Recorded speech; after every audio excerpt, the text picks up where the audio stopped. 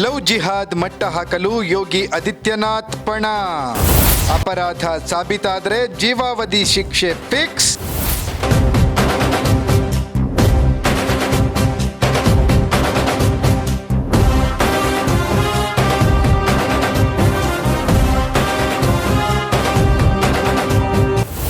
Love ಜಿಹಾದ್ ಮಟ್ಟ ಹಾಕಲು ಯೋಗಿ ಆದಿತ್ಯನಾಥ್ ನೇತೃತ್ವದ ಉತ್ತರ ಪ್ರದೇಶ ಸರ್ಕಾರ ಪಣ ತೊಟ್ಟಿದೆ. ಅದರ ಭಾಗವಾಗಿ ಲವ್ ಜಿಹಾದ್ ಕುರಿತು ಅಸ್ತಿತ್ವದಲ್ಲಿರುವ ಕಾನೂನುಗಳಿಗೆ ತಿದ್ದುಪಡಿಯನ್ನ ಪರಿಚಯಿಸಿದ್ದು, ಈ ಅಪರಾಧ ಸಾಬೀತಾದರೆ ಜೀವಾವಧಿ ಶಿಕ್ಷೆ ವಿಧಿಸುವ ಬಗ್ಗೆ ಪ್ರಸ್ತಾವವಿದೆ. ಉತ್ತರ ಪ್ರದೇಶ ಕಾನೂನು ಬಾಹಿರ ಧಾರ್ಮಿಕ ಮತಾಂತರ ನಿಷೇಧ ತಿದ್ದುಪಡಿ ಮಸೂದೆಯು ಲವ್ ಜಿಹಾದ್ ಅಡಿಯಲ್ಲಿ ವರ್ಗೀಕರಿಸಲಾದ ಅಪರಾಧಗಳಿಗೆ ದಂಡವನ್ನ ದ್ವಿಗುಣಗೊಳಿಸುವುದನ್ನ ಪ್ರಸ್ತಾವಿಸಿದೆ. ಅಲ್ಲದೆ ಈ ಮಸೂದೆಯು ಲವ್ ಜಿಹಾದ್ ವ್ಯಾಖ್ಯಾನವನ್ನ ವಿಸ್ತರಿಸುತ್ತದೆ ಮತ್ತು ಈ ಅಪರಾಧ ಜೀವಾವಧಿ ಶಿಕ್ಷೆಗೆ ಕಾರಣವಾಗಲಿದೆ ಎಂದಿದೆ. ಜೊತೆಗೆ ಕಾನೂನು ಬಾಹಿರ ಧಾರ್ಮಿಕ ಮತಾಂತರಗಳಿಗೆ ಧನ ಸಹಾಯವನ್ನ ಒದಗಿಸುವುದು ಕೂಡ ಈ ಕಾನೂನಿನ ಅಡಿಯಲ್ಲಿ ಅಪರಾಧವನ್ನಾಗಿಸುವ ವ್ಯಾಖ್ಯಾನಿಸಲು ಈ ಮಸೂದೆ ಮುಂದಾಗಿದೆ ಎಂದು ಮೂಲಗಳು ತಿಳಿಸಿವೆ.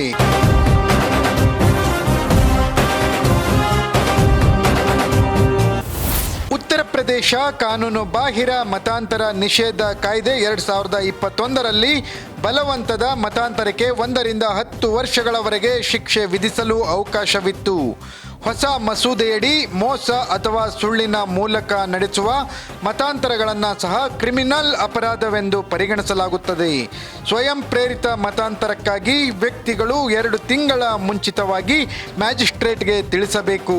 ಇಲ್ಲದಿದ್ದರೆ 6 ತಿಂಗಳಿನಿಂದ 3 ವರ್ಷಗಳವರೆಗೆ ಜೈಲು ಶಿಕ್ಷೆ ಮತ್ತು ಕನಿಷ್ಠ 10,000 ರೂಪಾಯಿ ದಂಡವನ್ನು ವಿಧಿಸಲಾಗುತ್ತದೆ ಎಂದು ಮಸೂದೆ ವಿವರಿಸುತ್ತದೆ.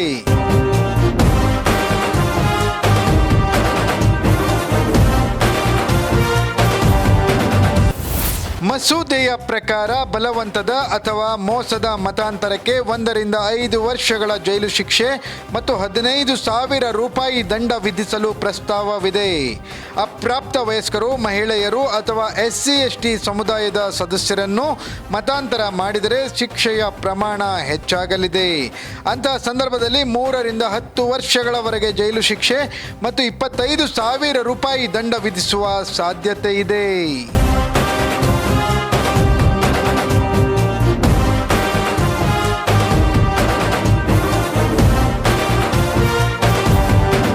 Bureau report, focus Karnataka.